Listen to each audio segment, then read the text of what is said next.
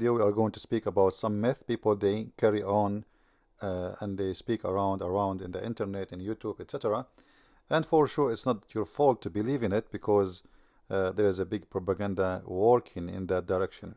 Now I got this picture from Google, where under the license of a free to use and share. As you see, it's a person reading the Quran, and for sure we mean no insult to anyone in what we are going to talk about. Most of people, they say to you, especially Muslims, they say to you that Quran is the top Arabic language ever created. And in this video we are going to show that this is absolutely not true. First of all, the Quran is not even close to be top in anything. The Quran is a book full of errors and mistakes, starting from grammatical errors and going through spelling errors, taking off letters, pronunciation is wrong. There's tons of problems in the Quran. Now, because the Quran is a holy book for the Muslims, now who dare to say Allah is wrong? Allah need to go to school again? For sure nobody dare to say so. Yet there is many people who they are willing to tell you the truth. First of all, we need to ask ourselves a question. When somebody says to me, Quran is the top of Arabic, well, was Arabic exist before Quran, or Quran was exist before Arabic? If the Quran is a top book, he should not use actually a language and words and letters is exist before it. As simple as that. Because I'm just using what you created, not what God created. So when God he use a language which is created by man, and then he tries supposedly to prove to us that he is good in that language, that would be very funny. For anyway, you are using the language I made for you. You could not come with your own. Number two, the Quran is not even an Arabic book. If we go to the Quran, just to give you an example, the Quran claim, as an example, chapter 16, verse number 103, that this is a pure Arabic book. This is very pure. Not only, like, it's not just an Arabic, this is very pure Arabic book. You can click at any translation, which I do not approve any of them, and right now I'm working in the translation of the Quran to give you a very accurate translation. If we go to the supposedly the most knowledgeable between those who claim to be a big sheikh, his name is Yusuf Ali, he's from Pakistan. Look what he says about this verse.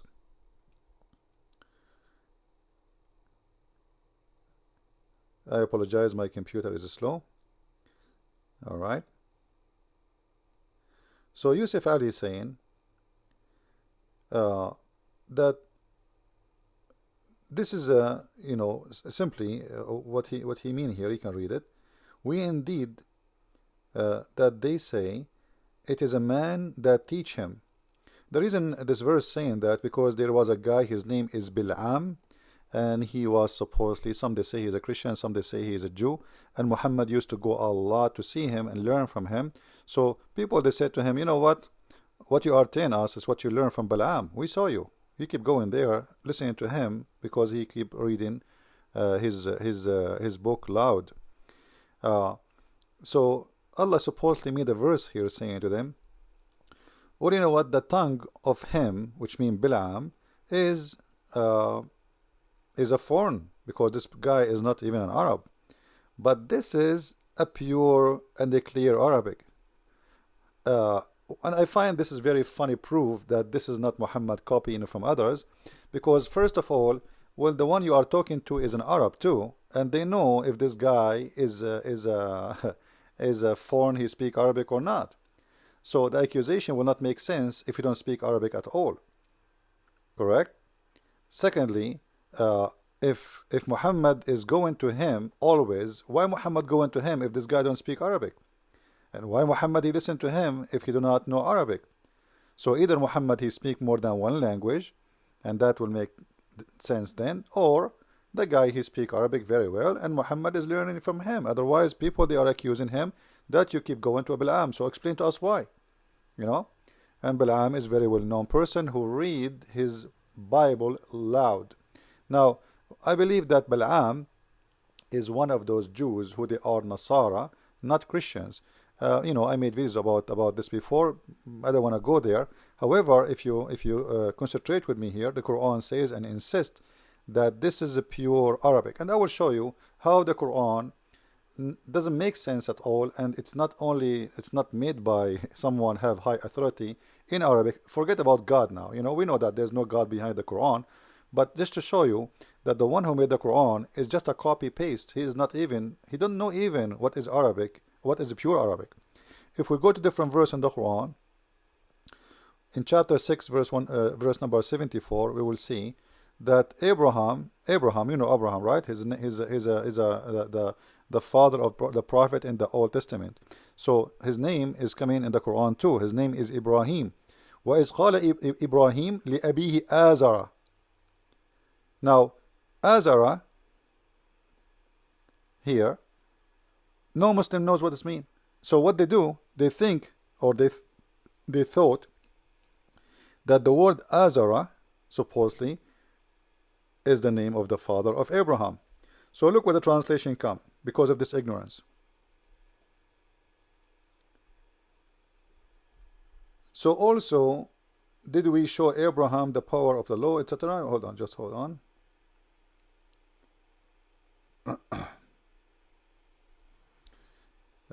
When my Firefox is not functioning correctly, sorry for that. Alright, you see the translation? I'm trying to make it bigger so you guys can see it, but when we zoom in, the page flip. Alright, Lu Abraham said to his father Azar. So the Muslims, and that means the Arab, including the Arab, they could not recognize that Azar is not the name of the father of Abraham. All of us, we know that the father of Abraham is not Azar. You can go to the Old Testament and you will see this is a very bad mistake. So either we accept that the Quran have a mistake and error in the name of the father of Abraham, which is going to be very funny, or we accept that the Quran is not pure Arabic, and that will be a contradiction for what the other verse saying that the Quran is a pure Arabic. Simply, Azar is an Aramaic word mean foolish. Foolish. So if you replace the word Azar with the word foolish, you will see that it makes sense.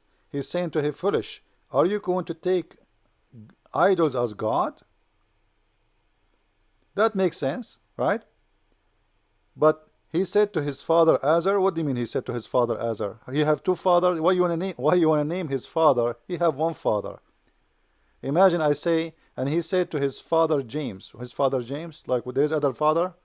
Either you use the word father, and that there's no need to say the name, or you say the name, and then there is no need to use the word father, because for sure we will know that this is his father. So his father Azar, because simply he said to him foolish, because Muhammad, the old Quran simply was written in a merged book, which is contain Aramaic and Arabic. It's a newborn baby of two languages. This is why we see, because Muhammad is stealing from people who speak Aramaic, as simple as that. So he's copying the story, and he do not know what Azar mean. Muhammad himself do not know what Azar mean. They told him this is what happened. He told his father Azar. So Muhammad put it in the Quran. Muhammad and Abraham said to his father Azar. But do Muhammad know what Azar mean? He do not know. But yet the Quran claim that the Quran is a pure Arabic. And for sure we can show you a long list of words have nothing to do with Arabic. It's amazing how many. Including the word Quran. Even the word Quran is not an Arabic word. The word Quran is coming from the word Qura, which means qarra wa ra'a. Qarra, which means he's saying by his lips. Ra'a, which means he saw by his eyes. This is an Aramaic word merged together to make qara'a Quran. Quran actually is not even correct in Arabic, but it makes sense more in the Aramaic. So the Quran have nothing to do with being the best, and actually we have in the history something it's called al-mu'allaqat. You can go and search in Wikipedia, and you will see al-mu'allaqat according to all Arab, including Muslims today, they agree that this is the top ever Arabic written, and this is long before Islam. Some of them even like a little bit before Muhammad became or claimed to be a prophet. So those Al-Mu'allaqat was one of the best of the Arabian history about Arabic poet written, and they used to hang it in Al-Kaaba, not necessarily the Kaaba of Quraysh. There was 26 Kaaba. So what those people they do, they have a festival. You know, the Arab before Muhammad, they were a lot more civil from Muhammad time. When Muhammad came, he forbid them from making poetry and doing those things. But before that, they used to have a festival for poet. So those people, they make thousands of lines of poet, imagine, and they don't use the word almost twice. This is how powerful they are in making poetry. But the Quran is a very, very funny book full of repeating words. As an example, if I go right now to the Quran, just to show you that this book is nothing but repeating, because they have nothing to say.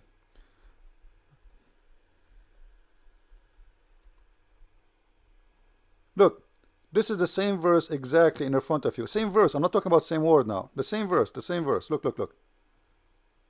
Look. The same verse. The same verse. The same verse. The same verse. The same verse. The same. The same. The same. The same. You know, the same verse. Like, where is the book? Where is the book? You know, if you do that in Arabic, you get 0. If you repeat the same thing, people will say, look like you are out of words and you have nothing to say, so thank you very much, your Arabic is very weak. The same. Where is the unique, you know, if we go to the point of those men, we will see how fantastic it is. They don't even repeat the same word twice. And they use unique words, and it's very strong in structures. So the Quran is a very, very weak Arabic book. It's not what people say, especially Muslims. Remember, Muslims, they try, because their prophet have no miracles, so they try to make the Quran is a miracle. But the fact the Quran is not miracle at all, it is the opposite. And this is why, actually, you can go and read my book. It's called Quran and Science, and you will see how there's tons of errors, scientific errors, historic errors, all kind of errors in the Quran. As you see, like, it's endless. I'm just flipping pages. Same verse all over the Quran. This is not, imagine Shakespeare, he repeat the same sentence in the same page forever. That is not even funny. That is even very silly. So what we notice here, that what Muslims they speak about, that the Quran is fantastic, the Quran is amazing, it is not really what it is. It's a mix of languages, and it's mix of foreign words. As an example, the word Injil, Tabut, Qalam, Noon, Al-Qalamu wa ma yasturun. You know, if we go to the chapter of there is tons of chapters actually. Like, if we ask the Muslims what they mean, they will say to you, only Allah knows. What do you mean all Allah knows? You know, the funny, the Quran says that we made it pure Arabic so you can understand, but yet the Muslims cannot understand their Quran, and there's thousands of interpretation for the Quran, and still Muslims don't agree about the meaning of a verse in the Quran. Why Allah He sent the Quran in a pure Arabic? So you might understand, but did the Arab understand? Obviously not. And this is a very clear proof that there's a failure here, because if you Muslim, they want to say to me the Quran is very hard, top language, well, that's a failure if this is true. However, it's failure again, even if it's not true. Why? Because the proof, people could not understand it, for it is weak and it is rubbish and it's mixed up. There is no connection between. Here we go. And we send this is as a pure Arabic. Okay, so what we get from this? Still people don't understand, you know. Look what the Quran in this verse saying in chapter 41 verse number 44. If we made the Quran foreign tongue, they will say, we wish if he made it Arabic and clear. Read it.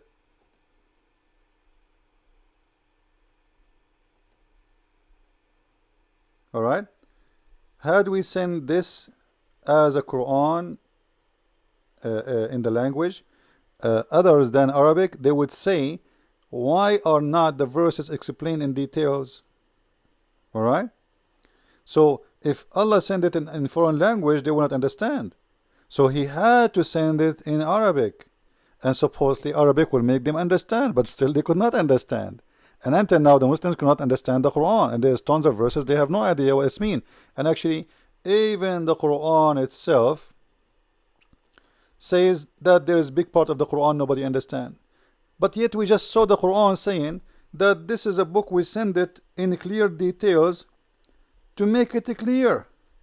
But the Quran confirm that there is a huge part of the Quran nobody knows what they mean, save Allah. Alright? And this is the verse in front of you, chapter 3, verse number 7. So the Quran is so powerful to the point nobody understand it, and that amazing power and amazing powerful book. That is very funny and very weird. Imagine I write a book and you buy it from me. You go to Amazon, you purchase my book, and then you send me a review says your book is amazing to the point I could not understand anything. That's really amazing, isn't it? So obviously they could not understand the book, and the book is very confusing. And not only people at that time noticed, even the one who was writing the Quran, he said, well, you know what? There's a big part of the Quran nobody knows what it's mean, and its meaning is hiding, as he translates here in the Quran. What its mean is hiding? I thought the Quran is to teach us. What do you mean that this book have a lot of things as hard to understand? And those things which are very hard to understand and nobody understand, and by the way it says, and nobody understands save Allah. Nobody understand them save Allah. So what the point of sending the no one, read me, but no one knows its hiding meaning except Allah. This is very simple reason to say. I mean, the reason of this to say, because Muhammad was stealing from others and copying from others, so he do not know what they mean. So don't ask me. I have no idea. Like, hey, Prophet, what Azar mean? I don't know. Only Allah knows. So he come with this story of only Allah knows because simply he do not know what is the real meaning, for he is copying it from others. And this is a different story. Maybe we can talk about it in our coming Arabic class. Please subscribe to our channel. Don't forget to subscribe, inform your friends. Our channel is going to be not only to teach you Arabic, but is going to teach you culture, history, logical, and you will know a lot about the Middle East and about the Arab culture and about what Arabic is about for real. We are not going to make things, let us say, with makeup. We will give you things as it is, and this is the best way to learn. Subscribe. Thank you very much. Share with your friends. God bless.